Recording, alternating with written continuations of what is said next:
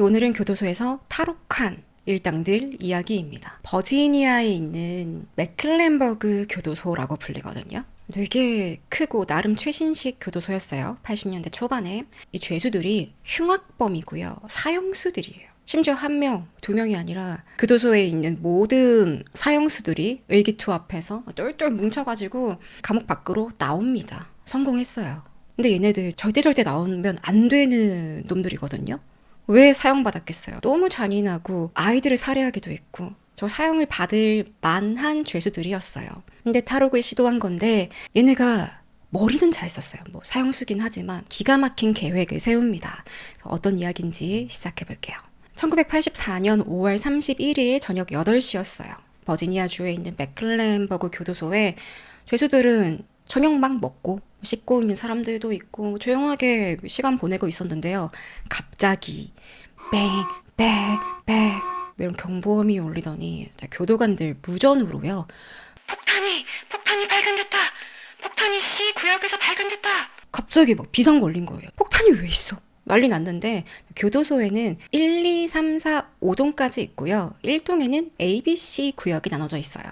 근데 C 구역이 바로 사형수들만 따로 딱 모아놓은 감옥입니다. 사형수 12명, 총 24명이 수감 중이었고요. 얘네들 뭐 언제 죽을까 날짜 기다리는 곳이에요. 여기에 폭탄이 들어왔다고. 바로 폭탄 처리반이 이제 무장을 딱 하고요. C구역으로 들어가요. 그 사이에 상황실에서 있던 교도관 론은 무전을 한 통 받아요. 론의 보스. 론 지금 폭탄이 건물 밖으로 나간다. 그 셀리포트 다 열어두고 문 앞에 벤 대기시켜. 벤 뒷문 활짝 열어두고 너는 안전한 곳에 대피해 있어. 론은 막 무시무시한 폭탄이 나가니까 네 알겠습니다. 지시대로 벤을 몰고 와서요. 셀리포트 앞에 두고 셀리포트를 모두 열어 나와요. 자, 이 셀리포트가 뭐냐면은 이중문으로 된 시스템입니다. 그 시스템을 셀리포트라고 하는데요. 제가 이 사진을 봤을 때 뭐가 딱 기억이 났냐면 이런 비슷한 문을 봤어요. 제가 한국에서 에버랜드에서 사파리 들어갈 때요. 거기 이게 있어요. 사파리 차 타고 들어갈 때 문이 앞에 하나 쥐 열리고 그 안으로 들어가면 문이 닫힙니다. 그러고 나서 내 앞에 있는 또 다른 문이 징 열려요. 아마 제 생각인데 동물들 도망가면 안 되니까 호랑이, 사자 얘네가 문이 이렇게 동시에 징 열렸는데 나와버리면 어떡해요. 난리 날 거 아니에요. 물론 교도소랑 똑같은 시스템이 아닐 수는 있어요. 제 기억도 가물가물하고. 네, 교도소에 있는 셀리포트는 보시면 철창 문이 2개가 있어요. 문이 하나 열리고 죄수가 안으로 들어간다. 그럼 이 문이 닫힙니다. 그럼 안에서 교도관들이 죄수들 인원을 확인해요. 확인하고 맞으면 그때 또 다른 문이 열리는 거예요. 보안장치죠. 죄수들 못 도망가게 만든 거예요. 근데 얼마나 긴박했으면. 원래 이 문은 2개가 동시에 열리면 안 되는데 그게 원칙인데 너무 다급하니까 폭탄이 터질 것 같으니까 야, 문 2개 다 열어! 그러자 론은 모두 개방을 했습니다. 벤 한 대 대놓고 론 도망가 있었어요. 폭탄 터질까 봐. 얼마 뒤에 완전 무장한 폭탄 처리반이 이제 하얗게 얼굴도 안 보여요. 보호장비 쓰고 방독면 쓰고 모자 같은 거 뒤집어 쓰고 급하게 건물 밖으로 나옵니다. 나올 때도요. 폭탄이 이미 터졌나 봐. 터질 준비를 하고 있는 건지 연기가 뿜뿜 나오고 있고요. 옆에서 이제 한 명이 소화기로 막 뿌리고 있어요. 혹시 추가로 터질까 봐. 그 하얀색 소화 분말이 있죠? 그게 주변이 자욱해요. 안개처럼. 저리 비켜!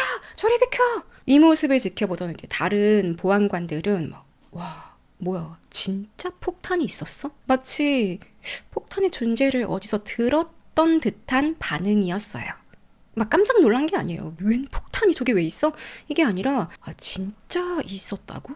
저 어떻게 들어간 거야? 부상자는 없었고요. 폭탄도 벤 타고 나갔어요. 이게 빠르게 잘 대처를 한 거죠. 하지만 안심하기엔 일렀으나 얼마 안 돼서 버지니아주 경찰 전체에 비상이 걸립니다. 한밤중에 경찰들 자다가 이제 10시, 11시 시간이 좀 됐어요. 자다가 호출받고 현장에 투입되고요. 집에서 쉬고 있던 버지니아 주지사 잠옷 입고 전화 돌려요. 육군, 공군, 얼마 안 가서 군대까지 경찰 군대가 교도소를 장악합니다. 폭탄 처리반이 들어갔던 그 순간에 죄수들이 폭동을 일으킨 거예요. 탈옥하려고. 교도관들 제압하고 막 일부는 의료병동에 들어가서 막 약을 먹고 한바탕 난리가 났어요. 교도관들이 제압을 못하니까 결국 군대까지 나온 거죠. 교도관들 인질로 잡혀 있었거든요. 겨우 수습을 하는데 여기서 제일 먼저 파악해야 하는 게 뭐겠어요? 죄수들 인원. 이게 무엇보다 중요하거든요. 특히 C구역. 사형수 감옥 아니에요. 1명, 2명, 3명, 4명, 6명이 비네. 24명 중에 6명. 어디로 갔어? 지금 사형수 6명이 사라진 겁니다. 뭐 교도소는 물론이고요. 인근의 마을, 버지니아주 전체가 초비상에 걸렸어요.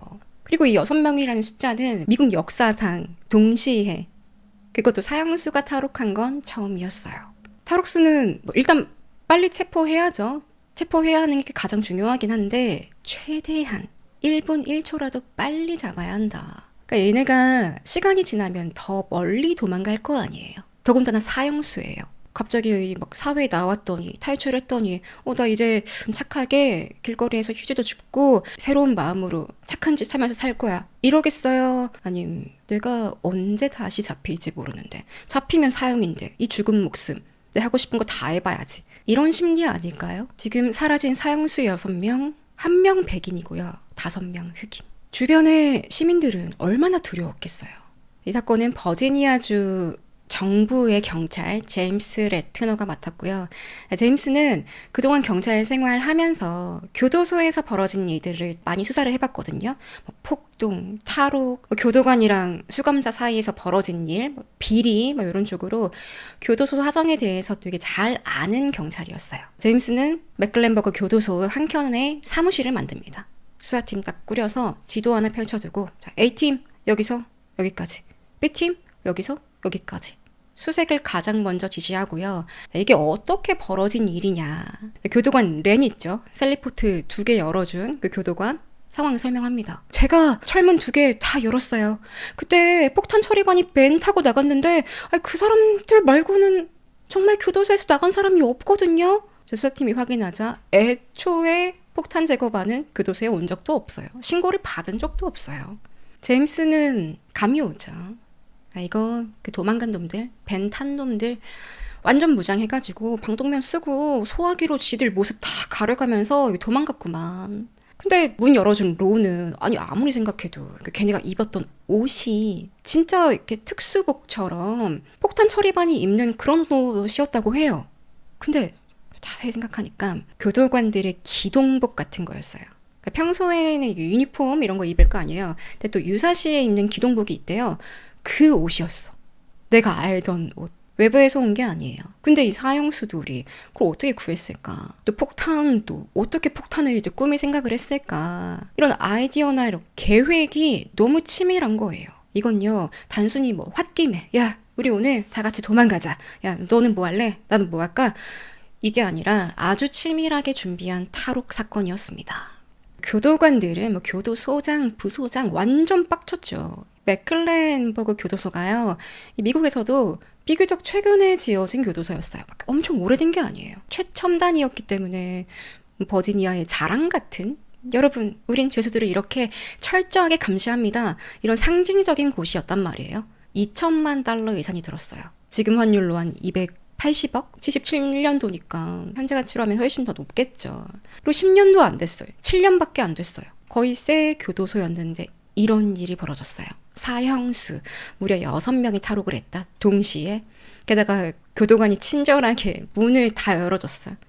얼마나 굴욕적이에요. 탈옥한 6명 전부 다 살인, 연쇄살인, 집단살인 이런 끔찍한 범죄들로 지금 사형 집행날 기다리고 있는 죄수들입니다. 얘네 6명 있죠. 그러니까 얘네가 수감되기 전에 살해한 사람들의 수가 17명이에요. 인당 3명씩 죽인 거예요. 평균적으로. 얼마나 위험한 죄수예요. 빨리 잡아야지. 6명을 짧게 알아보면요. 이 중에 가장 위험한 사형수가 여러분도 많이 알고 계시는 제임스 브라일리와 린 우드 브라일리 형제입니다. 이 밑에 2명. 되게 유명해요. 얘네 관련 다큐도 있고 책도 있고 다음에 기회가 되면 한번 다뤄볼게요. 얘네들이 깽단 두목이었어요. 공식적으로는 7명을 살해했는데 둘이서 같이 그러고 사형을 받았는데 추정컨대 더 많을 것이다. 한 11명에서 20명까지. 그중에는 가정집에 들어가서 아이 엄마를 아빠랑 5살 아들이 보는 앞에서 간을 했어요. 그러고 나서 가족들이 다 죽여버렸어요. 아이까지. 세 번째 탈옥수는 얼 클랜튼. 뉴저지에서 한 노인을 살해하고 수감이 됐는데 가석방으로 풀려났어요. 근데 몇 달 안 돼서 가석방 기간 중에 또 살인을 합니다. 한 초등학교에 들어가서 여자 사서의 머리를 여러 차례 8번 이상 공격을 하고 피해자가 입고 있던 벨트로요 목을 졸라서 살해했어요. 네 번째 탈옥수 램 터글입니다. 노인 2명을 강간하고 살해했어요. 5번째 데릭 피터스는 슈퍼마켓 강도라고 알려져 있거든요. 얘 별명이에요. 어디 마트에서 $6,000? 한 1,000만 원 정도를 훔치고 그 마트 매니저를 죽여버렸어요. 6번째 윌리 존스는 얘도 정말 또라이인 게 어느 노부부 집에 들어갔어요. 강도짓을 하려고. 할아버지 먼저 살해하고 옆에 할머니가 막 살려주세요 했을 거 아니에요. 할머니한테 저기 그 나를 위해서 기도 좀 해줄래요? 할아버지 시신 옆에서 할머니 기도를 시켰어요. 할머니 무서우니까 시킨 대로 해야지. 중얼중얼 했는데 그 뒤에 결국 부부 다 살해하고 집에 불까지 지르고 도망갑니다. 얘네 왜 다 사형받았는지 알겠죠? 교화가 될 수 없는 애들이에요. 만약에 기회가 주어진다? 자유의 몸이 된다? 또 살인하겠지. 지금 그 상황인 거예요. 나에게 잠시 기회가 생겼어. 내가 인생을 마감하기 전에 뭘 할 수 있을까? 가장 자기들이 하고 싶은 거 하지 않을까요? 수사팀장 제임스는 더 조급해졌어요. 민간인 피해 없이 6명 그대로 잡아야 된다. 빨리. 이게 목표였습니다. 탈옥한 지 30분 만에 경찰이랑 군인, 인근 마을에 쫙 깔려서 수색을 하고요. 버지니아 밖으로 도망가면 안 되니까 주요 도로에, 고속도로, 곳곳에 검문소, 차단벽 이런 거 다 설치해요. 적외선 센서가 달린 헬기 위에 날아다니고 숲속이랑 들판, 강 다 수색하고 문제는요. 얘네가 어디로 어느 방향으로 갔는지조차 알 수가 없는 거예요. 당시 교도소가 아무리 최신식이라고 해도 CCTV는 없었거든요. 지금 사진도 좀 오래됐잖아요. 80년대 후반부터 CCTV가 보급됐기 때문에 이때는 없었어요. 얘네가 탄 밴이 어느 방향으로 갔는지도 몰라요, 지금. 수사팀은 혹시라도 나오지 않을까? 탈옥범이 지내던 셀, 깜방 안은 샅샅이 뒤집니다. 이 안에 이불도 들춰보고 쓰던 일기장, 소지품들 다 확인하는데 몰라. 아무런 단서가 없어요. 어디로 튀겠다라는 계획도 없어요. 대신에 몇 가지 무기들이 나오는데요. 수사팀장 제임스가 이 무기를 보고서 진짜 기가 막혀서 말이 안 나오는 거예요. 방 안에 테이블 다리에 뭐가 이렇게 칭칭칭 감겨 있는데 떼서 봤더니 톱날로 만든 요상한 무기가 나옵니다. 또 옆방에서는 칼이 하나 나오는데요. 와, 이거 대장장이가 이렇게 두드려가지고 쿵쿵쿵쿵 탕탕탕탕 해가지고 만든 줄 알았어요. 이거 홈메이드인 거지. 셀메이드인 거지. 이런 건 절대 감옥에서 구할 수 없어요. 누가 칼을 감옥에서 구할 수 있겠어.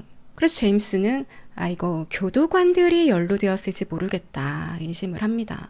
근데 문제는 탈옥범들이요. 이상한 조잡스러운 칼 이런 것만 들고 나갔다면 다행인데 얘네가 지금 뭘 가지고 있는지도 몰라. 교도소가 난장판이었거든요. 사형수 24명 폭동을 일으키고 그중에 6명이 도망간 거예요. 교도소 안이 엉망이었어요. 그래서 정확히 뭐가 사라졌는지, 교도관들이 가지고 있던 총이라든지 몽둥이라든지 그런 것 중에 뭐가 지금 없는지 집계가 안 되는 거예요.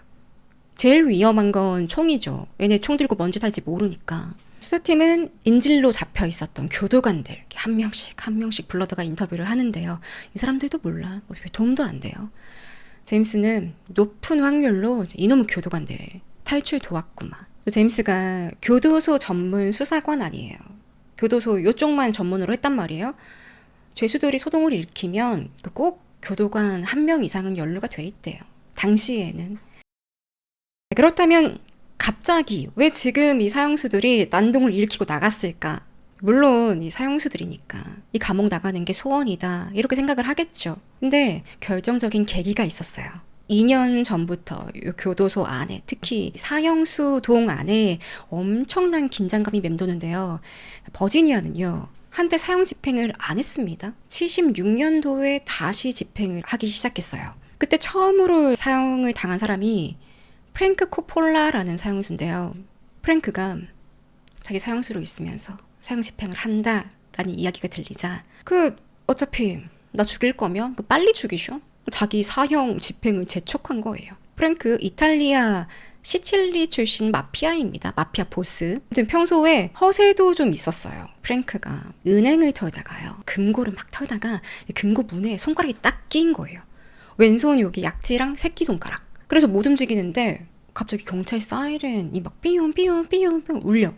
나 도망가야 되는데 손가락 꼈어. 프랭크가 자기 손가락 도마뱀처럼 자르고 가버립니다.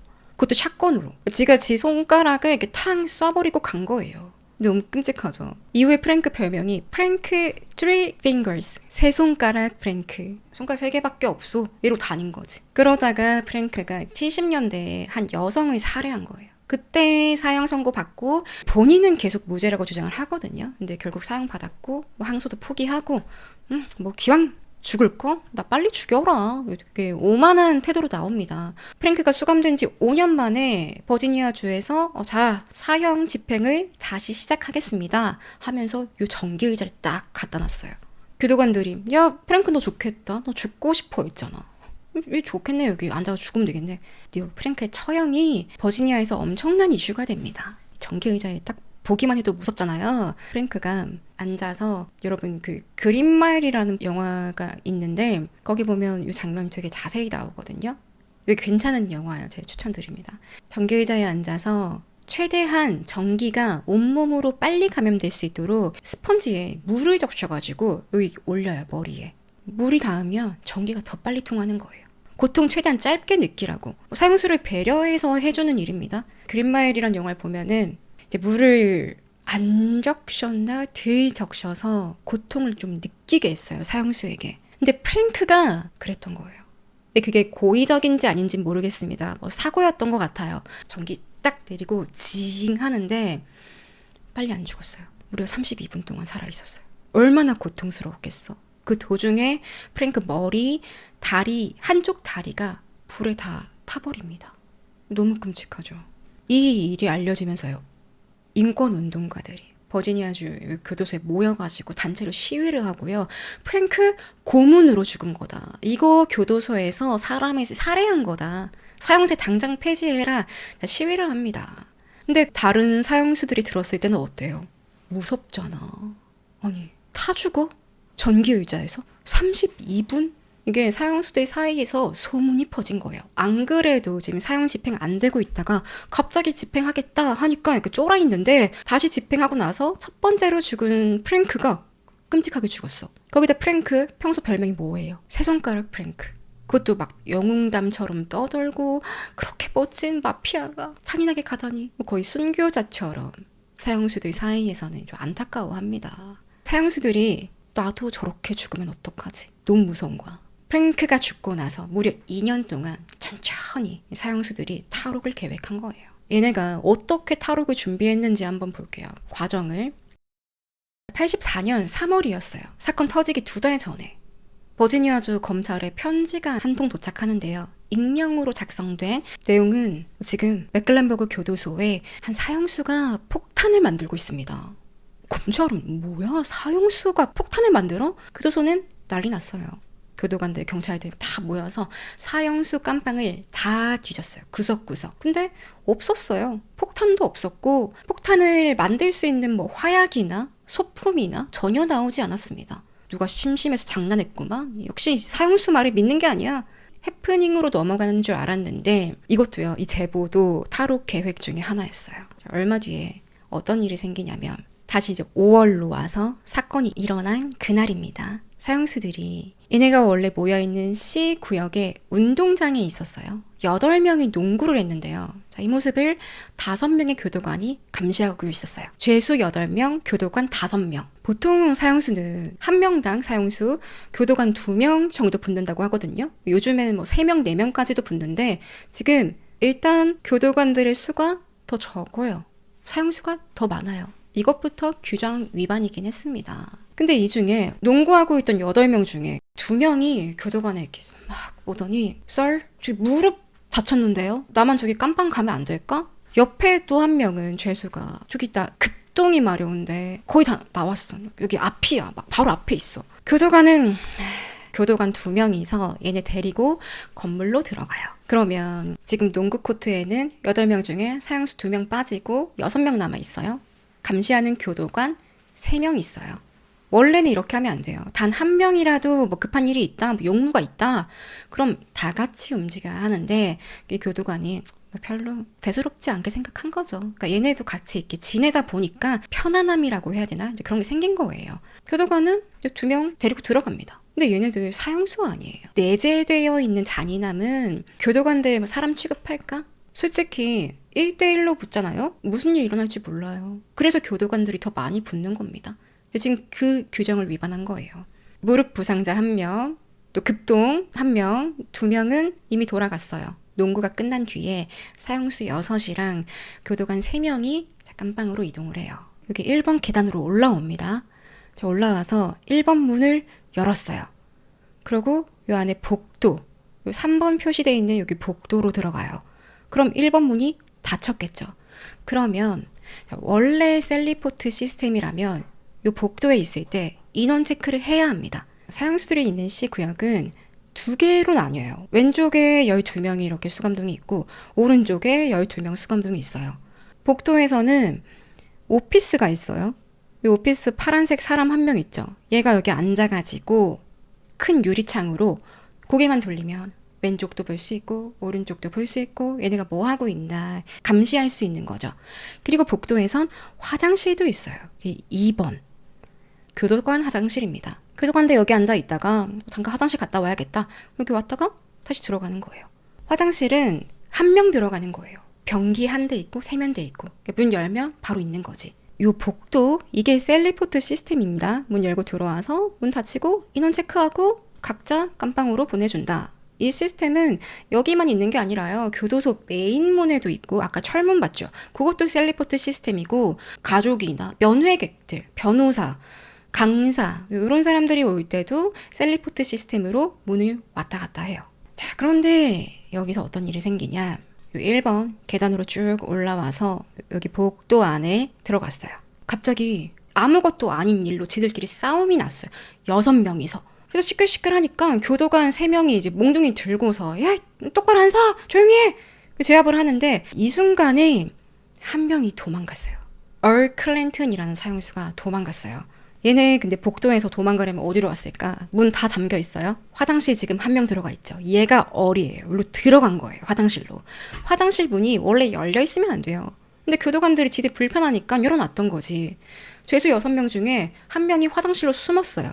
5명밖에 없잖아. 인원 체크 하나 둘 셋 넷 해야 되는데 교도관들이 몰랐던 거예요. 나머지만 그냥 보냈어.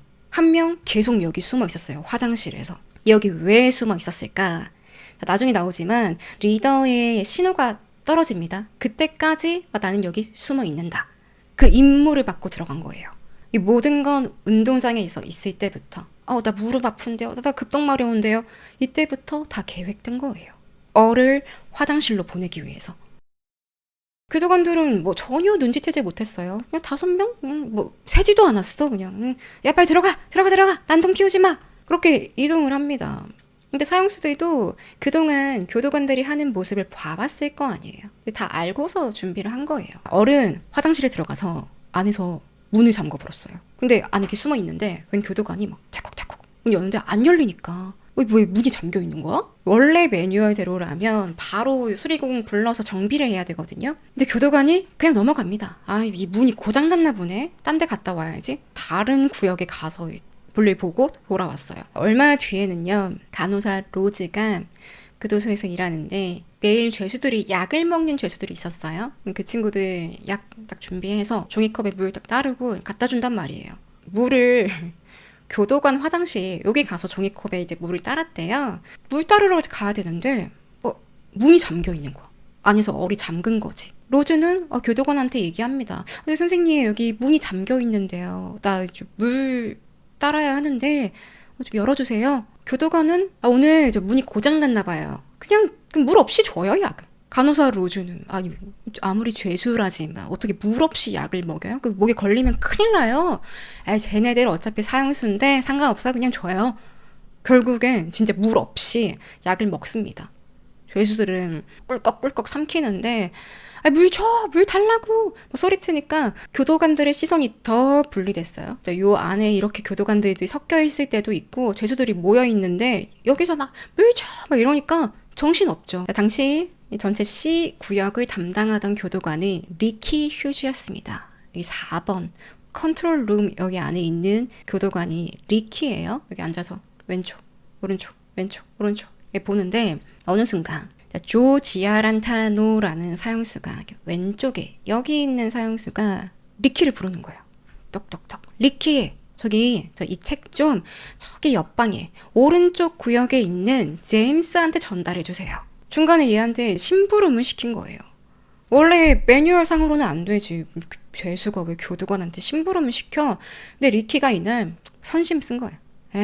이번 한 번만 해줄게. 그 책 뭐야? 빨리 줘. 그렇게 리키가 통제실에서 복도로 나옵니다. 그래서 왼쪽에 있는 죄수들에게 책을 받아서 오른쪽 구역으로 책을 넘겨줘요. 제임스에게. 요 형제 중에 형인지 동생인지 모르겠어요. 형제 중에 한 명. 근데 이 컨트롤 룸에서 나올 때 요 문이 있죠.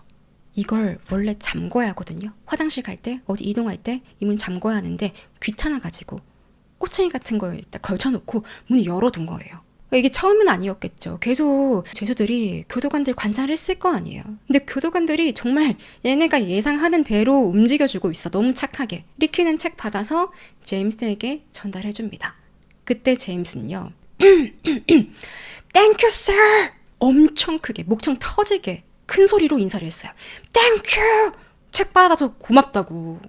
리키는 뭐 그게 그 정도로 고맙나? 하고 이 복도에서 오피스로 들어가려고 돌아서는 순간에 화장실에 숨어있던 얼이 쏜살같이 나와서 리키가 통제하던 컨트롤룸으로 들어가 버렸어요. 그러니까 Thank you, sir! 이게 얼한테 보내는 신호였어요. 야, 너 이제 화장실에서 나와. 그리고 컨트롤룸 문이 열려 있으니까 거기로 들어가면 돼. 얼이 요 안으로 들어가자 여긴 뭐가 있다. 감옥 문을 모두 열 수 있는 버튼이 있었습니다. 딱 누르니까 이 안에 지들끼리 1인실 쓰거든요. 문 다 열렸어요. 그리고 죄수들이 그냥 나오는 게 아니라 뭐 하나씩 들고 나와요. 무기 같은 거. 뭐 진짜 어떻게 이런 걸 만들었나 싶을 정도로 요상한 이제 무기들이 들고 나오는 거예요. 그 순간 교도관들 몇 명 있던 사람들 다 인질이 된 거죠. 그 사형수들이 정말 공을 많이 들인 거예요. 탈출 계획을. 그래서 이 모든 계획의 우두머리 브레인은 윌리 터너입니다. 얘가 아까 농구하다가 제가 무릎 다쳐서요 이제 말했던 윌리는 손재주가 너무 좋은 거예요. 교도소에 있는 어떤 재료, 어떤 물건을 이용해서도 흉기로 만들 수 있어요. 6년 전에 사형 선고받고 수감이 됐는데 윌리가 많이 못 배웠습니다. 초등학교도 못 나왔어요. 문맹이었는데 교도소에 들어와서 글 쓰는 거, 읽는 거 배우고요. 저 기초적인 지식을 이때부터 배운 거예요. 손기술이 너무 좋으니까 어떤 재료로든 흉기를 만드는 거예요. 벤치에 박아놓은 나사 그거 다 풀어가지고 아니면 양말 안에 모래를 넣어가지고 모래 단단하게 만들어가지고 곤봉처럼 이렇게 흔들 수 있게. 또 뭐가 있냐면 치약을 종이에 발라요. 얇은 종이에 치약 한 겹 바르고 촉촉하게 만들어서 말려요. 거기다가 또 치약을 바르고 종이 붙이고 말리고 치약 바르고 종이 붙이고 말리고 이걸 계속 반복하면 나중에 이렇게 기다랗게 되는데 그게 정말 단단하대요. 콘크리트처럼. 그렇게 몽둥이를 만드는 거예요. 별걸 다 만들었어요. 윌리가. 그의 역작도 하나 있는데 오늘 이야기 마지막에 나옵니다. 아무튼 교도소의 대장장이 윌리, 그가 만든 무기를 하나씩 다 들고서 이 사형수들이 교도관들 위협하니까 교도관들도 당할 수밖에 없는 거예요. 24명의 죄수들이 불과 3분 만에 C구역 전체를 장악했어요. 셀메이드 흉기로 위협하면서 또 교도관들 옷을 다 벗기는데 그 옷으로 갈아입는 거예요. 죄수복 버리고 교도관복으로 갈아입은 거예요. 또 교도관이 가지고 있던 수갑 결박하고 눈 가리개 씌우고 그 유일한 몽둥이 뺏어가지고 그걸로 막 때리고 차고 있던 시계, 반지, 현금 이제 탈옥하면 돈 필요하니까 그것까지 다 가져갑니다. 이제 죄수들은 자 C구역은 우리가 접수했어. 근데 밖으로 나가려면 안전하게 나가려면 이 교도소 전체를 장악해야 하는 거예요. 그게 어떻게 하냐 더 많은 교도관들을 C구역으로 부르는 거지. 일단 이곳으로 오기만 하면 우리가 칼 들고 이렇게 해가지고 인질로 만들어서 옷 벗기고 죄수는 그 옷을 입는다. 최대한 많은 교도관을 C구역에 가두자. 자, 이게 목표였습니다. 그렇게 한 명씩 불러요. 인질들 목에 칼을 대고 야 저기 교도관 누구 오라고 해. 그럼 시키니까 무전 쳐가지고 저기 뭐 누구 이쪽으로 오세요. 뭐 마이클 여기 지금 긴급 상황입니다. 부상자가 나왔습니다. 피를 많이 흘립니다. 뭐 이런 식으로 얘기하면 교도관이 2명, 3명 막 달려온단 말이에요. 걔네들을 오자마자 다 제압당하는 거예요. 그리고 이 시간에 약을 나눠주러 왔던 아까 그 간호사 로즈가 아직 C구역에 있었습니다. C구역에서 외부로 나가려고 한참 걸어가고 있었어요. 로즈 옆에는 헌터라는 교도관이 있었어요. 혼자 다니면 위험하니까 헌터가 에스코트를 해주는데 C구역 나가는 문이 안 열리는 거예요. 뭐야? 왜 문을 안 열어줘? 무전을 해도 반응이 없어요. 헌터는 로즈 여기서 좀 기다리세요. 내가 통제실 한번 갔다 올게요. 헌터는 지금 이 상황 모르니까 간 거죠. C구역에 도착하자마자 인질 돼버립니다. 자, 이렇게 1명, 2명 교도관들이 모이니까 너무 많아지니까 교도관들이 죄수들도 통제하기 어려운 거예요. 이때 제임스랑 리누드 형제가 여기 교도관 너무 많은데? 그냥 우리 몇 명 좀 죽이자. 이 관리 포인트를 좀 줄여야 돼. 그러자 리더였던 윌리가 화내면서 야 절대 안 돼. 사람을 죽여? 그건 우리 원칙에서 어긋나는 일이야. 윌리는요 치밀하게 탈출 계획도 준비하고 성공했을 때 어디로 도망갈까? 다시 잡히지 않을 계획까지 쭉 세워두거든요. 거기에는 룰도 있었어요. 1번은 절대 사람을 죽이지 않는다. 2번은 여자를 성폭행하지 않는다. 이거 안 지키면 우리 망하는 거다. 윌리가 야 살인은 안 돼 제지했는데 문제는 간호사 로즈는 혼자서 헌터 올 때까지 문 앞에서 기다리고 있었어요. 왜 이렇게 안 오지? C구역 갔다 온다고 하던데 문제가 생겼나? 그러자 헌터가 아니라 다른 교도관 로즈에게 다가옵니다. 이제 문 열어주나 보다 하고 안심을 하는데 교도관이 아니었어요. 데릭이라는 사형수였습니다. 교도관 옷 뺏어가지고 입은 거예요. 로즈를 데리고 지금 이 폭동이 일어나고 있는 C구역으로 데리고 갔어요. 이 미친 것들이 여자를 보자마자 막 눈깔이 돌아가지고 데릭이랑 또 리누드, 브라일리 형제 중에 리누드 요 3명이 로즈를 강간합니다. 순식간에 이 안에 막 비명소리가 막 들리는데요. 이걸 듣고 윌리가 분노했어요. 니네 3명은 우리 룰을 어겼어. 이 멍청한 것들이. 우리는 룰을 어길 때마다 탈옥이랑 멀어지는 거야. 그래도 너네 뭐 하고 싶어? 계속 해? 결국 셋은 탈옥이 더 간절했겠죠. 중간에 시도했는데 중간에 멈추고 로즈를 다른 인질로 이렇게 묶어뒀어요. 자, 이런 식으로 윌리가 멍청이들 아니에요. 사형수들. 현실 파악 못하고 막 딴 길로 새려고 하는데 그때 항상 우두머리가 되어주는 거지. 우리의 목표와 우리의 미래 항상 상기시켜주면서 이제 C구역을 담당하는 교도관 모두가 잡혔습니다. 이 중에는 교도관의 리더 마크도 있었어요. 제일 마지막으로 인질이 됐어요. 사형수들은 이제 교도관들은 청소 도구함에 엄청 좁은데 거기에 이제 다 집어넣고 니네 여기서 한번 살아봐라. 문 잠궈버리고 탈출해요. 그리고 이때 안에 오피스에 있던 TV 한 대랑 의무실에 있는 들것, 벽에 걸린 소화기 요 3개를 챙깁니다. 어디에 쓰려고 했을까? 여기가 맥클랜버그 교도소예요.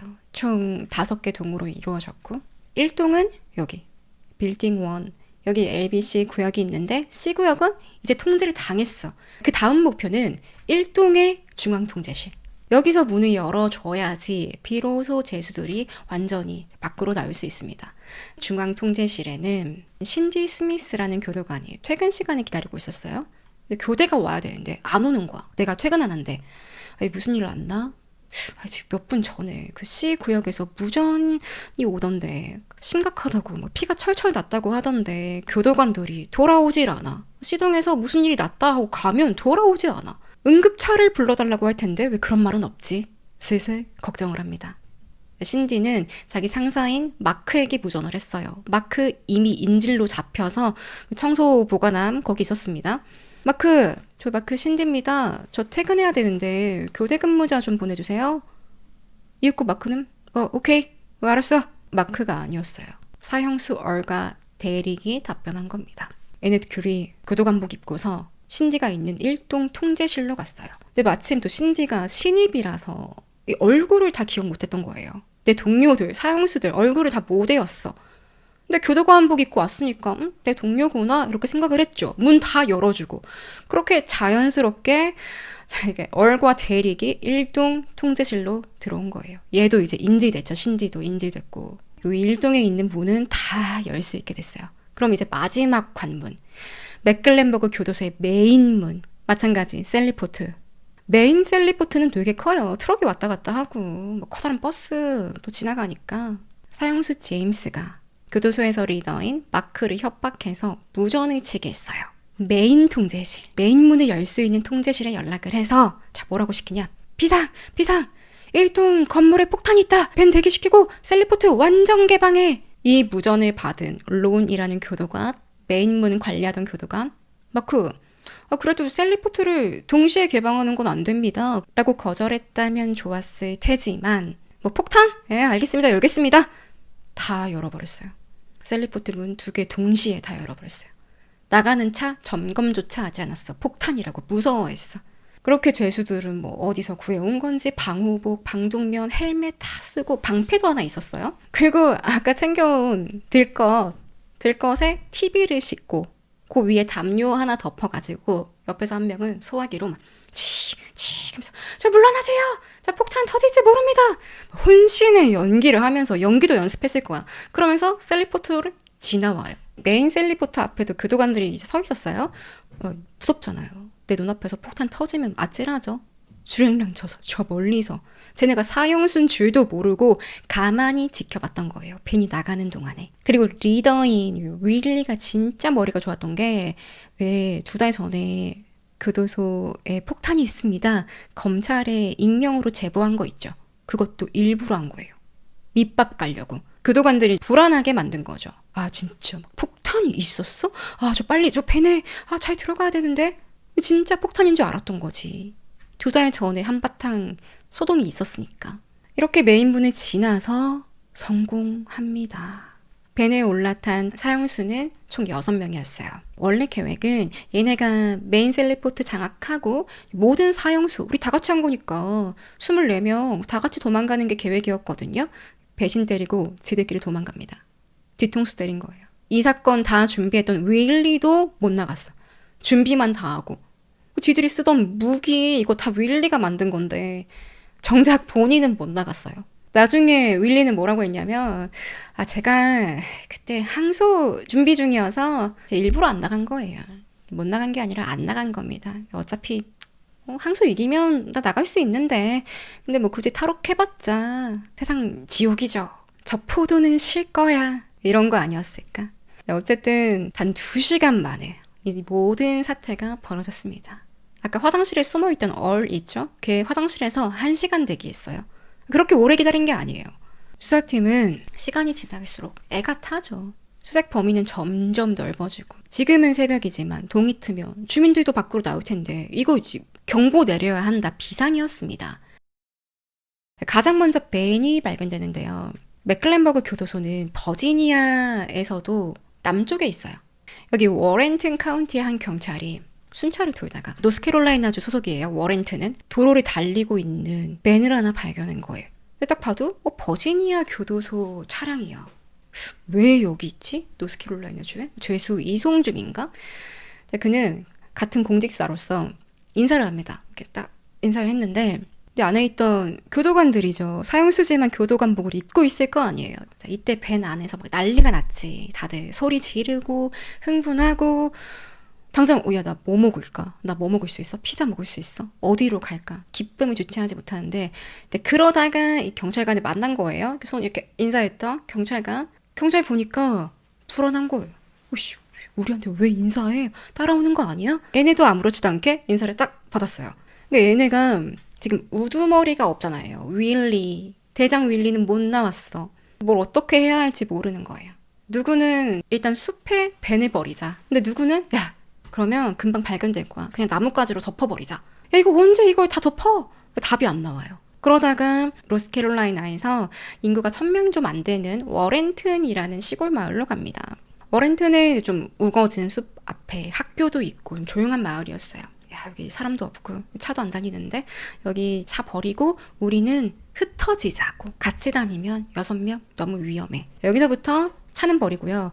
얼과 데릭이 2인 1조가 됐고요. 나머지 브라일리 형제랑 램, 윌리 존스 4명이서 찢어져요. 어디 가정집 빨래 널린 데 가서 옷도 좀 갈아입고 다들. 탈출한 지 3시간 만에 벤이 발견됩니다. 분명 얘네들은 나름 머리 써가지고 여기 이 숲에 버리면 발견 안 될 거야 했는데 경찰은요 딱 봐도 수상한 벤처럼 보였대요. 이런 시골에 교도소 벤이 왜 있어? 번호 조회하자 탈옥수들이 몰고 나온 거. 워렌튼 경찰은 이렇게 살짝 쫄아서 혹시나 사형수 애들이 매복해 있을지 모르니까 총도 막 장전하고요. 천천히 가서 문 열고 막 꼼짝 마! 하는데 차 안에는 텔레비전이랑 들것이랑 또 차 안에 막 뭐야 이거 정체 모를 그 하얀 가루, 그 소화 분말 그걸로 막 분탕질해서 이렇게 깔려 있는 거예요. 경찰 견도 있었거든요. 얘네들 지금 차에서 이렇게 냄새 맡아가지고 얘네 어디로 갔나 이렇게 쫓아야 되는데 걔들이 막 재채기하고 눈에 들어가고 난리도 아니었어요. 결국엔 경찰견이 이거 안 되겠다. 시키면 안 된다. 경찰견 투입하는 걸 포기합니다. 남은 건 그 분말밖에 없어요. 얘네 어디 갔는지 몰라. 그러다 새벽 2시 45분에 워렌튼 경찰에 신고가 들어와요. 병원에서 일하던 직원이 새벽에 야간 근무 마치고 퇴근하다가 교도관 복을 입은 2명에게 차를 빼앗겼다. 그들이 뭐 이상한 흉기를 가지고 있었습니다. 다행히 목숨은 건졌어요. 차만 뺏겼어요. 그 신고 들어오자 경찰은 이제 알 수 있죠. 최소 2그룹 이상으로 찢어졌구나. 각자 도생하기 전에 빨리 잡아야 된다. 근데 또 얼마 안 가서 도난당한 병원 직원의 차가 발견됩니다. 웬 도로에 버려져 있었는데요. 뭐 들어가니까 딱 봐도 걔네가 쓰던 흉기예요. 특이하잖아. 윌리가 직접 만든 거. 셀메이드. 경찰은 이제 고민했죠. 이 2놈은 차를 버리고 도보로 이동 중이겠다. 아니면 다른 차를 훔쳤겠다. 근데 다른 차 도난 신고는 없었어요. 그래서 걸어서 어디론가 가고 있겠다 생각을 하고요. 이렇게 탈옥범들이 버지니아에서 남쪽으로 노스캐롤라이나로 내려왔어요. 줄을 넘나드니까 이제 FBI까지 투입됩니다. 노스캐롤라이나 샬럿 소속의 로버트 요원이 자다가 새벽 3시에 막 깨가지고 이 사건의 총 지휘를 맡게 됐어요. 버지니아, 노스캐롤라이나의 모든 FBI, 경찰, 군대, 여기다 헬기, 비행기도 떴어요. 새벽에. 경찰견 할 수 있는 거 다 합니다. 로버트는 혹시 모르니까 사형수 6명의 가족들, 친구들, 옛날 애인 다 연락해서 그 친구들의 통화 기록, 금융 거래 내역 혹시 돈 줬는지 해서 다 열람하고요. 은근슬쩍 경고도 하는 거죠. 혹시 걔네들한테 연락 안 왔냐? 이렇게 물어보는 것 자체가 혹시나 탈옥수들이 당신들에게 연락하면 우리 단번에 알아챕니다. 도와줄 생각 1도 하지 마세요. 경고였습니다. 또 제보 받을 수 있는 전용 전화 라인 이런 것도 오픈을 하고요. 불과 몇 시간 만에 발빠르게 움직여요. 그러다가 워렌튼에서 또 차량 도난이 발생했어요. 이 차는 5년 정도 된 파란색 포드 레인저 픽업 트럭이었는데요. 주인 아저씨가 바로 전날 깨끗하게 정비도 하고 막 기름도 가득 넣어놓고 준비 딱 해놓고 새벽에 일찍 일하러 가려고 차에 갔더니 없는 거예요. 뭐 어떻게 훔쳐갔나 봐 이 차를. 주인은 제 차는요 파란색이라서 그 눈에 금방 띕니다. 번호판도 PEI1인데요. 이 번호판 쉽잖아요. 찾아주세요. 번호판도 주인이 커스텀으로 만든 거예요. PEI-1이라고. 북미에서는 돈 내면 원하는 대로 만들어주거든요. 중복만 아니면, 이상한 욕 아니면. 그렇게 수색 범위가 더 넓어졌고요. 자, 노스캐롤라이나의 해안도로에 검문소가 빼곡히 들어섭니다. 다음날 아침에 뉴스에 도배가 됐죠. 특히 벤 버려져 있던 워렌튼 주민들 얼마나 무서워요. 인구 1000명밖에 안 됩니다. 시골이에요. 거기서 막 헬기가 뜨고 막 우리 마을이 뉴스에 막 나와. 평소에 너무 조용한 마을인데 거기다 탈옥수가 1명도 아니래. 6명? 게다가 사형수? 쟤네가 죽인 사람들이 17명이 넘는다고? 얼마나 충격적이에요. 저라면 회사 안 갈 것 같아. 애들 학교 안 보낼 것 같아. 실제로 그랬습니다. 워렌튼 주민들은요, 막 문 걸어 잠그고 아예 밖으로 안 나왔어요. 성인들도 정말 용무가 급한 주민들, 그 사람들만 경찰들이 이렇게 따로 에스코트 해가지고 같이 일 보고 집까지 데려다 주고, 노인이나 임산부들은요 경찰들이 대신 장을 봐주기도 했어요. 근데 이마저도 탈옥범들이 교도관복을 입고 다니고 있잖아요 지금. 이런 뉴스 나오니까 주민들이 저 사람은 경찰 맞아? 눈빛이 좀 이상한데? 의심하는 거예요. 급기야 마을 촌장님, 경찰들, 주민 다 모여서 우린 스스로 지켜야 합니다. 무기 하나씩 장만하시고 탄약을 비축하세요. 집마다 총기 장만하라고 공고하고요. 마을에 있던 총포상 몇 개 없었어요. 더 저렴하게. 주민들에게 총이 필요하니까 총알, 총기 저렴하게 판매하고, 총을 잘 다룰 줄 모르는 사람들, 여성들, 노인들 이 총 쏘는 방법도 알려줍니다. 무료로, 봉사로. 이렇게 되죠. 워렌튼 카운티에 총포상에 총이 없어요. 탄약까지 동이 났어요. 시민들이 얼마나 불안해했는지 알겠죠. 뭔 일 나면 쏴버린다 이거예요. 뉴스랑 라디오에서는 하루 종일 탈옥범 6명, 속보, 언제 잡히냐, 아니면 치안 관련해서 대문, 차문 꼭 잠그세요. 어디 이동할 때 경계를 늦추지 마세요. 방송 계속합니다. 워렌튼에만 300명이 넘는 경찰이 배치됐어요. 주민들 1000명인데 경찰 300명이에요. 그러면 이 6명 지금 어디로 갔을까? 얘네 어디로 갔을까? 일단 얼과 데릭은요 무리에서 떨어졌죠. 2인 1조가 됐어요. 얼은 교도관 자켓이 좀 마음에 들었나 봐. 옷을 다 갈아입어야 하는데 자켓에 버지니아 교정소 그 패치만 딱 떼고 그대로 입고 다닌 거예요. 이것도 너무 멍청해. 그리고 둘은 배도 고프지, 잠도 못 잤죠 지금. 어디 편의점에 가서 와인 한 병이랑 치즈를 논아 먹고요. 이것만으로는 에너지가 안 생기죠. 그렇게 계속 걷다가 어느 마을에 있는 코인 세탁소에 들어갑니다. 세탁하러 온 건 아니고요. 여기 콜라 자판기가 있었대요. 콜라, 우리 콜라 한번 마셔보자. 한 캔 마시려고 들어갔어요. 거기 이제 딱 앉아있는데 근처에 수색하고 있던 PERT라는 Prison Emergency Response Team이라는 교정 긴급 대응 팀이 있어요. 교도소에서 일어난 일만을 전담으로 하는 거예요. 그러니까 이 대원이 교도소, 교도관들의 복장에 대해서 익숙할 거 아니에요. 평소에 많이 봐왔으니까. 가만히 보는데 얼이 입은 그 자켓이 약간 군복인가? 저 뭐 야상 자켓인가 싶다가 교도관 자켓 같은 거야. 패치가 없어도 알아본 거야. 저 재질, 저 색깔, 저 디자인 단번에 알아채고. 이렇게 얼과 대릭이 탈옥 19시간 만에 체포됩니다. 이럴 거면 2년 동안 계획은 왜 했냐고. 와인 한 병, 치즈, 콜라 마시고 돌아갔어요. 치킨 한 마리도 못 먹었어요. 피자 한 조각도 못 먹었어요.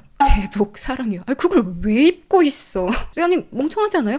패치만 떼면 다른 옷이 돼? 나중에 얘네는요, 지들이 꽤 멀리 왔다고 생각했어. 19시간 동안 잠도 안 자고 차도 훔치고 타다가 버리고 걷고 뛰고 그러다 너무 지쳐서 마을에 있는 콜라 자판기 그거 보고 딱 들어왔는데 놀랍게도요, 얘네가 발견된 곳이 교도소에서 걸어서 5분 거리였습니다.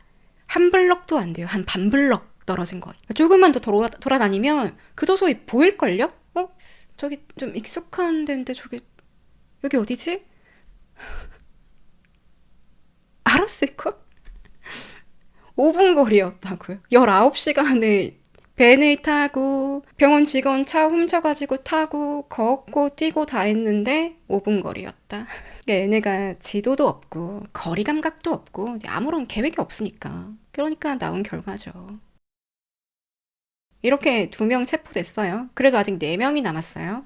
FBI는요, 4명 중에서도 브라일리 형제. 일단 얘네 먼저 무조건 빨리 잡아야 했어요. 얘네는 수감되기 전에 너무 잔혹한 짓을 많이 저질렀어. 대상도 가리지 않아요. 남성 물론 있고 여성, 임산부, 어린아이 가리지 않았거든요. 살해 동기도 없어요. 사이코패스예요. 연쇄 살인마.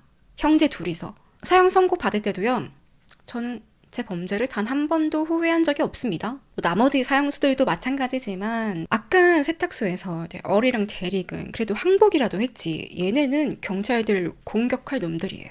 총 있다면 쏘고도 남을 거야. 그래서 더 형제에 집중합니다. 수색 이틀째가 되자 미국에서 이젠 이 소식을 모르는 사람이 없을 정도였어요. 수색 범위는 버지니아, 노스캐롤라이나 포함해서 총 6개 주 확대되고요. 현상금은 4만 불. 한 7천만 원 정도인데 그 당시 가치예요. 84년도. 제보 전화는 많이 걸려오긴 하는데 딱히 의미 있는 건 없었어요. 또 사람들이요.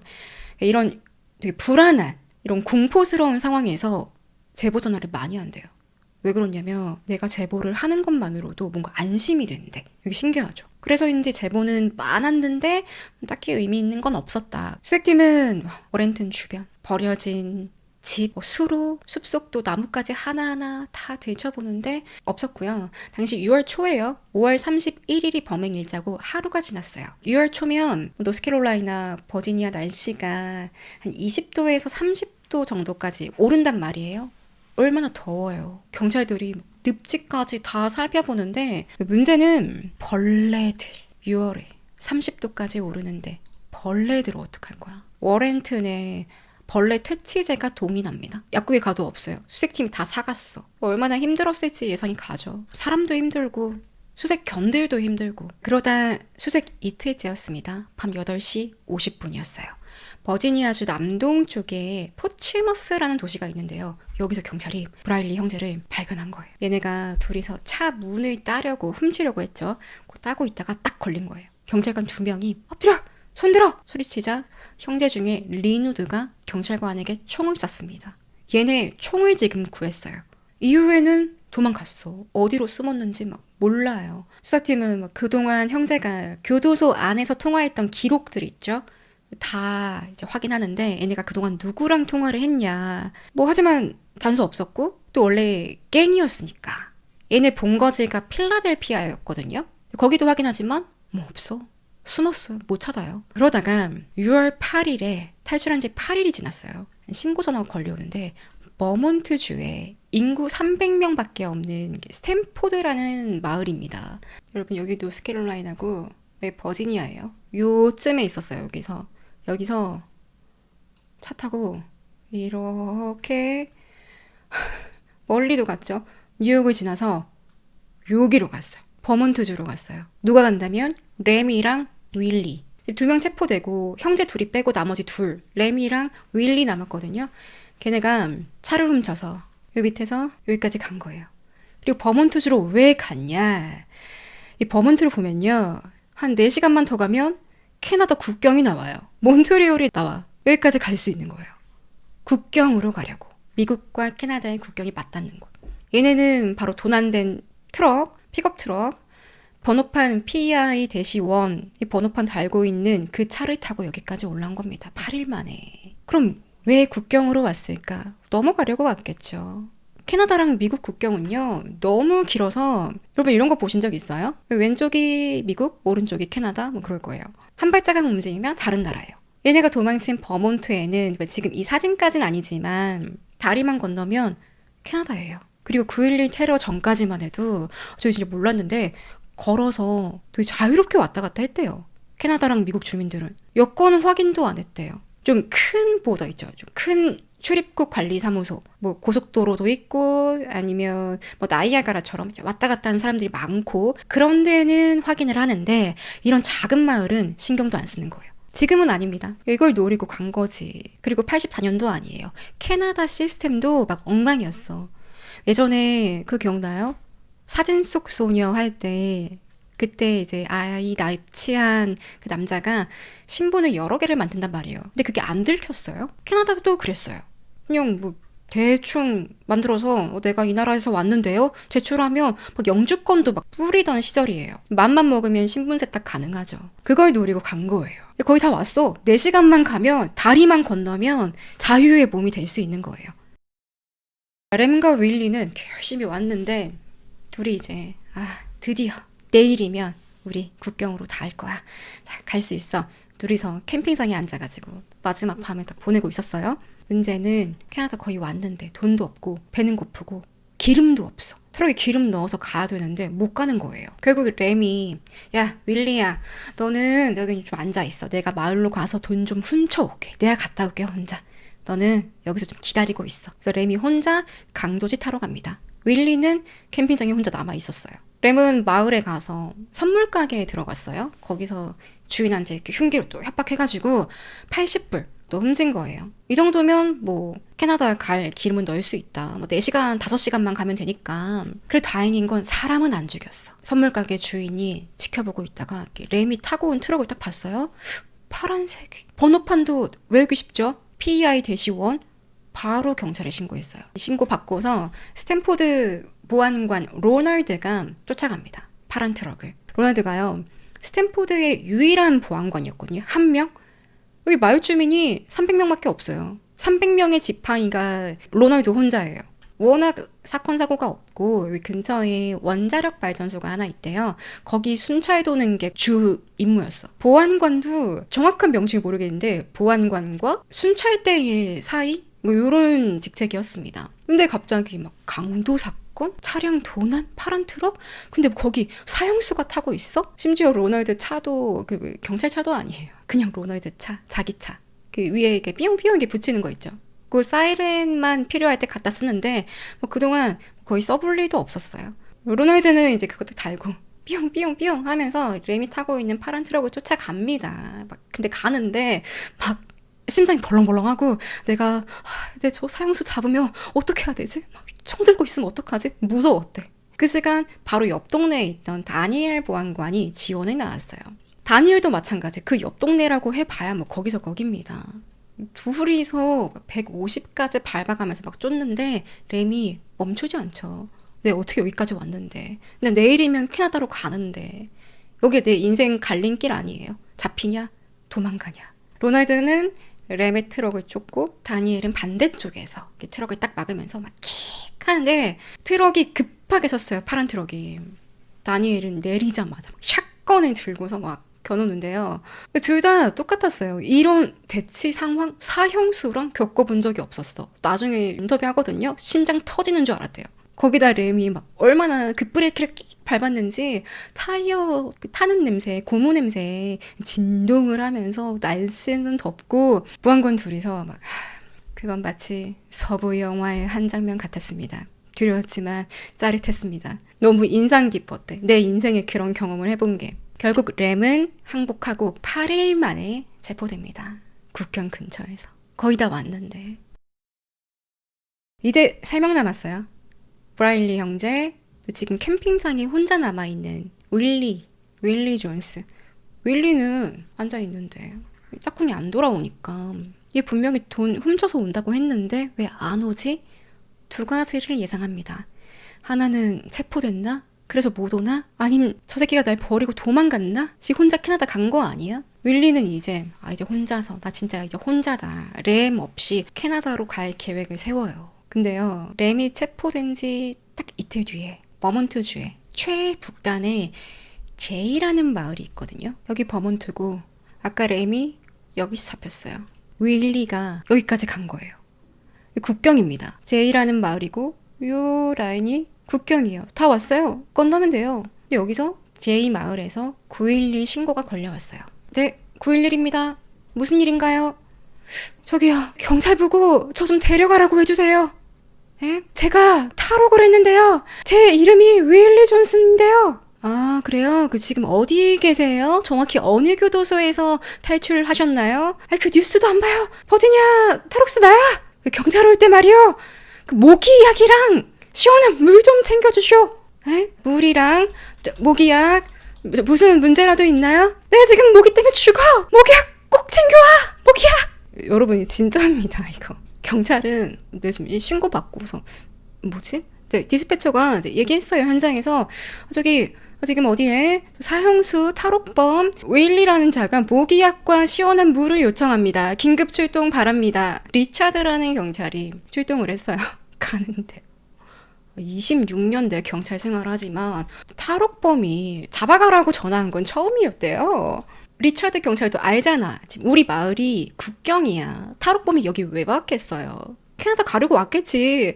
바로 코앞인데 다리 하나 건너면 신분 세탁하고 자유인데 얘 지금 왜 자수하는 거야? 함정인 줄 알았대 처음에. 약간 의심하는 거. 이게 경찰들 엿먹이려고 혹시 갔는데 나 인질로 잡으면 어떡하지? 살짝 고민을 했대요.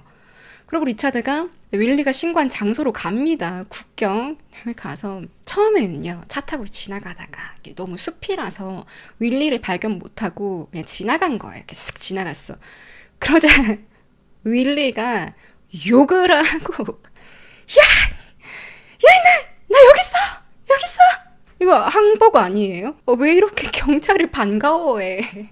그렇게 도망가 놓고 2년 동안 준비해서 도망갔는데, 윌리에게 어떤 일이 있었냐면요. 윌리가 캠핑장에서 램이 기다렸어. 다음 날까지. 그래도 램이요, 잡혔잖아요. 트럭 타고 가다가 안 불었어요. 윌리가 저기 캠핑장에 있다 이거 안 불었어. 나름 또 지들끼리 의리가 있었나 봐요. 윌리는 다음날 아침에 램은 오지 않는다. 혼자서 국경까지 가야겠다. 캠핑장에서 국경까지 갑니다. 걸어서 이틀, 그러니까 총 3일을 이동했어요. 윌리는 화물 기차도 훔쳐 타고 그 화물 기차에 뒤에 매달려가지고 쭉 가다가 뭐 중간에 차도 훔치고 또 기름 떨어져가지고 버리고 그러다 숲속으로 들어갔어요. 어딘지 몰라. 내가 아는 건 국경이 북쪽에 있다. 항상 북쪽 이것만 생각하면서 이제 걸어간 거예요. 또 지치면 쉬다가 나뭇가지 덮고 자고 또 걸어가고 언제는 깨끗한 물도 마시는데 언제는 똥물도 마시고 배도 고프고 막 너무너무 힘든데 무엇보다 윌리를 괴롭혔던 게 뭐냐면 삽목이랑 블랙프라이드 떼거지로 윌리를 공격합니다. 밤에는 막 동물들 울음소리도 들리고 후후 막 이래. 너무 무서운 거예요. 그리고 여러분 블랙프라이는요 이게 또 모기랑 달라요. 한국에서 흡혈파리라고 하더라고요. 혹시 들어보셨어요? 흡혈파리? 생긴 게 약간 파리 같아. 근데 얘가 피를 먹어요. 빨아먹는 게 아니라 뜯어 먹어요. 모기는 빨대를 이렇게 딱 꽂아가지고 쭉 빨아서 먹잖아요. 블랙프라이는 살을 찢어요. 옷도 찢어요. 윌리는 며칠 동안 산에 있으면서 얼마나 뜻깊겠어요. 게다가 혼자야. 우울해. 힘들고 지치고 배고프고. 근데 블랙프라이가 내 피까지 빨아먹어. 윌리는 전기의자가 낫겠다. 911 신고해서 여기서 잡힌 겁니다. 제2에서 국경 앞두고 조금만 가면 되는데 몬트리올 대도시인데 가서 이제 불어도 좀 배우고 잘 살면 되는데 1시간 반 걸어서 그 정도면 가깝잖아요. 지금 알았을까? 나중에 알았겠죠. 나중에 알고 얼마나 자괴감에 빠졌을까. 물론 사형수입니다. 이렇게 리처드가 윌리 차에 딱 태웠는데 이제 온 몸에 막 얼굴이랑 몸이랑 다 뜯겨가지고 애가 탈수가 와서 빼짝 말랐어요. 수배 전단이랑 얼굴이 다른 거예요. 경찰도 뭐 이거 같은 사람 맞나? 한 번 더 확인하고 너무 말라가지고 배짝 꼬라가지고 윌리 차에 앉더니 물 벌컥벌컥 마시고 좋아했다고 합니다. 교도소에 간다고. 이제 남은 건 브라일리 형제들. 가장 무서운 놈들인데 지금 끝까지 안 잡혔어요. 경찰은 아까 트럭 타고 체포된 램 있죠. 선물 가게에서 80불 훔쳤던. 걔한테 추궁을 했는데요. 그 램이 자기 짝꿍은 윌리는 캠핑장에 있다. 안 불었는데 브라일리 형제는 얘기했어요. 우리 다 같이 필라델피아로 갔었다. 형제는 거기에 남았고 나랑 윌리는 캐나다 가려고 버몬트로 넘어왔다라고 말을 합니다. 필라델피아는 형제들의 갱단이 있던 본거지였. 그래서 염두에 두고 있었어요, 경찰도. 근데 이미 거기서 갱들 다른 갱 만나가지고 총도 받고 옷도 받고 그랬대요. 또 필라델피아에는 형제들의 삼촌집이 있었어요. 여기도 경찰이 잠복을 했었어요. 5일 넘게. 근데 뭐 별 움직임 없어서 철수했는데 다시 6월 13일부터 다시 잠복을 합니다. 형제들 삼촌집을. 근데 삼촌이요, 어느 날 6월 13일에 어디 카센터에 가는 거예요. 경찰들은 저 카센터? FBI가 조사를 해보자 얼마 전에 카센터 직원이 제보를 했어요. 제임스 브라일리 같이 생긴 사람이 있어요. 얘기를 한 거예요. 근데 이런 전화가 하도 많이 와서 묻혔어요. 근데 마침 이곳에 여기 일하던 직원이 제임스를 봤다라고 제보를 했는데 이 카센터에 제임스의 삼촌이 왔네? 수상하죠. FBI가 카센터 주인에게 연락을 했어요. 형제의 삼촌이 며칠 전에 일자리를 부탁했대요. 제가 아는 그 흑인 둘이 있는데 그 이름이 럭키랑 슬림입니다. 일자리 좀 구해주세요. 그래서 채용을 했다는 거예요. 이름 럭키, 슬림 가짜죠. 딱 들어도 대충 지어낸 거예요. 이 냄새 좀 나니까 FBI가 기다렸어요. 카센터 앞에서. 잠복을 했죠. 근데 형제가 둘은 안 보이고 한 명만 보이는 거예요. 이 한 명도 정확히 확실하진 않아. 제임스인지 리누드인지 확실하지 않아요. 카메라로 막 찍어서 확대해서 현상해보고 그렇게 봤더니 얼굴은 잘 안 보이는데 왼쪽 팔에 문신이 제임스랑 똑같은 거예요. 제임스인 건 확인이 됐어. 근데 체포하지 않습니다. 왜냐면 얘만 잡으면 리누드가 도망갈 수 있으니까. 둘이 동시에 같이 잡아야 한다. 그렇게 타이밍을 막 지켜보다가 6월 19일에 밤 11시에 카센터에서 웬 파티가 열려요. 바베큐하고 음악도 크게 나오고 막 술 파티가 벌어지는데 여기서 형제 둘이 신나게 흔들고 있네. FBI랑 필라델피아 경찰들 수십 명이 카센터를 이제 몰래 에워쌌고요. 급습해서 형제들 체포합니다. 다행히 뭐 별 저항은 없었어요. 이렇게 19일 만에 사형수 6명 탈옥 사태가 마무리됐어요. 다 잡혔어요. 그래도 그렇게 시간을 오래 끌진 않았어. 뭐 신차곤처럼 그렇게 몇 년씩 돌아다닌 게 아니에요. 이들은 모두 다시 맥클렌버그 교도소로 돌아가지 않고요. 더 보안 등급이 뛰어난 연방교도소에 수감됩니다. 그리고 버지니아 주지사 요 교도관 있죠. 문제가 됐었던 교도관들, 매뉴얼 안 지킨 애들 다 파면시키고요. 교도소장, 부소장, 감봉 처분받아요. 이후엔 교도소에 전면적인 감사가 벌어졌는데 수백 개의 규정 위반이 나옵니다. 시정명령도 나오고. 근데 웃긴 건 이렇게 감사를 하고 있었어요. 며칠 걸릴 거 아니에요. 몇 달 걸릴 거 아니에요. 또 2달 만에 또 폭동이 일어났어요. 여기서. 이때는 교도관 2명이 칼에 찔렸어요. 다행히 죽지 않았는데 탈옥범도 없었습니다. 근데 또 폭동이 일어났다는 게 화가 나죠. 시민들 입장에서는. 그리고 징계받았던 교도소장 로버트 3달 동안 시스템 많이 바꿨대요. 뭐 교도관 화장실 문 그거 열려 있었기 때문에 그 안으로 숨어 들어갔다. 쥐새끼처럼. 그래서 화장실 문도 항상 잠겨 있고요. 셀리포트 절대 문 2개 동시에 열리면 안 된다. 버튼으로도 안 되게 바꿨다고 해요. 그리고는 사표 쓰고 나갑니다. 불명예스럽죠. 교도소장 그러고 나갔습니다. 개선했다. 매뉴얼 같은 거 다 뜯어 고쳤고 내가 할 일 했으니까 이제 나가겠다 하고 3개월 만에 나갔어요. 이후에 버지니아에서는요. 폭풍 사형이 집행되는데 버지니아주가 미국에서도 가장 사형을 많이 집행한 주라고 합니다. 1,400건 이상이라고 해요. 그래서인지는 모르지만 다른 주에 비해서 범죄율도 좀 낮다고 해요. 그게 뭐 꼭 사형제 때문이다라고 볼 수는 없지만 버지니아의 치안이 점점 좋아지고 있다는 건 맞죠. 그리고 2021년에 3월에 사형제가 공식적으로 폐지됐고요. 참고로 이 사건 터진 맥클렌버그 교도소도 없어졌어요. 그러니까 문 닫았어요. 왜 그러냐 했더니 일단 죄수가 줄었대요. 유지하는데 비용도 많이 든 거예요. 결국엔 문 닫았고 탈옥범 6명은요 다 집행됐어요. 사형. 84년도 10월에 리누드 브라일리가 가장 먼저 전기의자에 앉았습니다. 뭐라고 했는 줄 아세요? 그래도 나에겐 19일간의 자유가 있었다. 지금 뭐 철학자야. 사형수 주제. 다음 해인 85년 4월에 브라더 제임스가 처형당하고요. 88년도에 91년도에 데릭, 이 둘은 세탁소에서 콜라 먹다가 잡힌 애들이에요. 그리고 92년도에 블랙프라이한테 뜯긴 윌리 정교의자에 앉았고 마지막으로 램은요. 96년 12월에 정교의자 아니고 약물주입으로 사용됐습니다. 95년도부터 약물로 바뀌었거든요. 6명 중에는 얘 혼자 약물로 사망했고 또 이 모든 계획을 세웠던 월리 있죠. 윌리. 계속 월리라고 하지? 월리를 찾아서 때문인 것 같아. 윌리는 이 모든 계획을 세웠지만 단 하루도 바깥 공기 마셔보지 못하고 사형당합니다. 95년도에 약물주입으로 처형이 됐어요. 그렇게 그가 죽고 나서요. 교도관이 윌리 방을 정리했어요. 죽었으니까 유품이랑 이런 거 정리해야 할 거 아니에요? 방 안에 들어갔는데 평소에 윌리가 뭐예요? 대장장이 아니에요. 뭐든지 뚝딱뚝딱 만들었다. 그의 방에 타자기가 하나 있었어요. 이런 건 넣어준 거예요, 교도소에. 그래서 타자기가 있었는데 그 안을 딱 열어보자. 안에 뭐가 있었냐면 32 칼리버 권총이 들어있었어요. 심지어 장전된 상태. 안에 총알이 있어요. 이거 윌리가 직접 만든 거예요. 교도소에서 구할 수 있는 재료로 직접 셀메이드 권총. 근데 총알은 어디서 구했는지 알 수 없다고 하는데 총은 정말 다 교도소에 있는 걸로 만들었다고 합니다. 그 옆엔 쪽지도 하나 있었어요. 쪽지 조그만한 거 열어보자. 딱 한 단어. 스마일.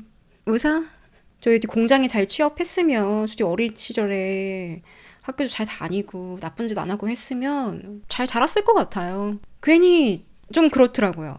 얘가 탈옥할 때 항소 준비했다고 했잖아요. 진짜 혹시 무죄라서 항소를 준비했던 게 아닐까 근데 항소 안 됐습니다. 그러니까 결국 사형 당한 거예요.